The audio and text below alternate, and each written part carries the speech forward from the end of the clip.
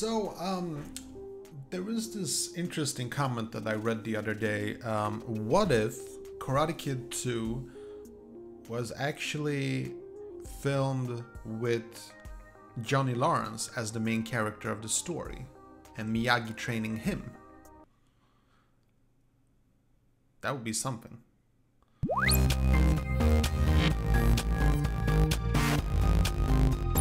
What's up, boys and girls? This is Vin Jennifer. Hope you're having a smashing day, and this is your first time to the channel. Don't forget to hit that like button and subscribe so you don't miss my upcoming videos. And for the rest of you, thank you for joining me once again. So, this is actually a very interesting question. It's something I read as a comment in the comment section of one of my videos, where someone was just asking what would have happened if the script for Karate Kid 2 was a completely different type of script. The kind of script, if you've seen Undisputed and Undisputed Part 2, where they actually take the bad guy from the first movie and he's the main character of the second movie. Or actually, technically it's the third one. Anyway, it doesn't matter. My question is very simple.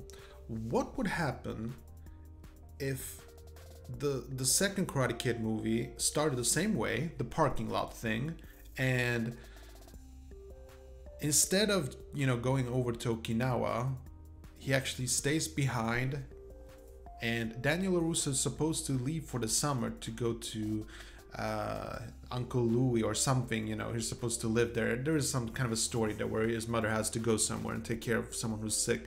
And what if actually that happened and Miyagi didn't take him in as a refugee, and Johnny Lawrence, he sees Johnny Lawrence just crying somewhere, or just, you know, having a really bad day after, you know, obviously losing Ali, after obviously losing the tournament, no more karate in his life, and he runs into Mr. Miyagi, you know, and they start to talk, and Mr. Miyagi gives him some lessons.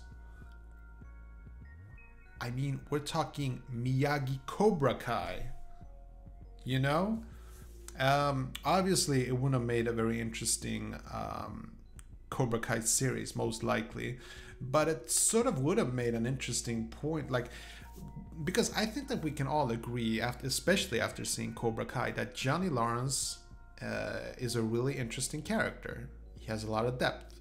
And what if we would have gotten some of that depth in Karate Kid 2? Now, personally, I've always been a big fan of Karate Kid Part 2. It's my favorite Karate Kid movie, but I'm still open to the idea. I mean, this is just a fantasy talk. I mean, it's never going to happen anyway, but if we can talk about it, if we find it entertaining to talk about these sort of things, why not? You know what I mean? So I'm thinking it's really interesting. Now, I would, if it was me writing the script, I would keep Johnny Lawrence probably there, but it would have been an actually interesting twist to, you know, still continue with the story of Karate Kid 2, having it be Johnny Lawrence going over to Okinawa and having Johnny Lawrence actually fighting Chozen.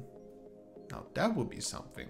That would be something very interesting, having just that kind of a development, you know, that kind of a plot development. And I think it would have been a very, very interesting movie had it been done correctly. Again, not saying that Karate Kid 2 was bad in any way. I really think that this would have been a cooler way to take the story further. You would still keep Mr. Miyagi, and you would just replace the main character, Daniel, with Lawrence, Johnny Lawrence, you know. And I mean, it is what we've done in the Cobra Kai series, and it seems to be working quite wonderfully, actually.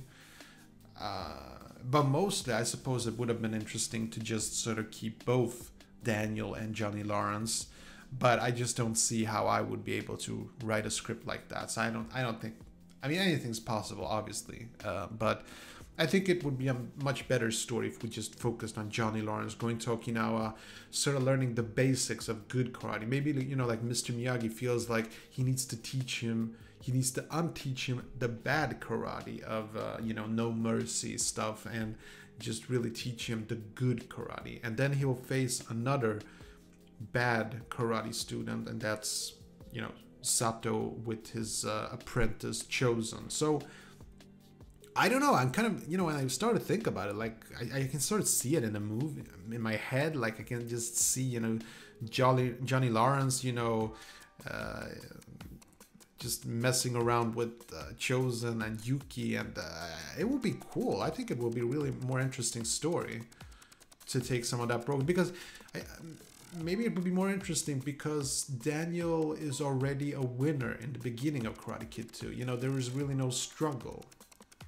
They sort of take these two characters, Miyagi and Daniel, who are already at a good place, and yes, they put in the whole situation with his father dying, but all our parents are gonna die. It's not that big of a deal. I mean, it is, but it's not really that much of an underdog story. But if you take a broken down kid like Johnny Lawrence, I think that would have been really interesting.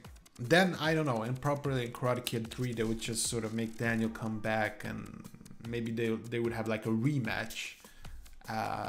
Yeah, that's what I would do. In Karate Kid 3, I would have like a matchup between, a rematch between Daniel and Johnny Lawrence, and just, I know this would be ridiculous, but I just got an image in my head of them both doing the crane kick at the same time, and it would sort of be like, you know, Apollo versus Rocky in Rocky 2 when they, no, in 3 when they do that fight at the end of the movie, and you don't see who actually wins the fight. But that would be really cool. I'd like to see that. Okay, that was my thoughts on it. Let me know what you think in the comment section below. I'll see you later. Okay, that was it. Hope you enjoyed this video. And if you did, see that like button, smash it. And I got some freakishly awesome videos coming up. Better subscribe so you don't miss a beat. I'll see you later. Peace.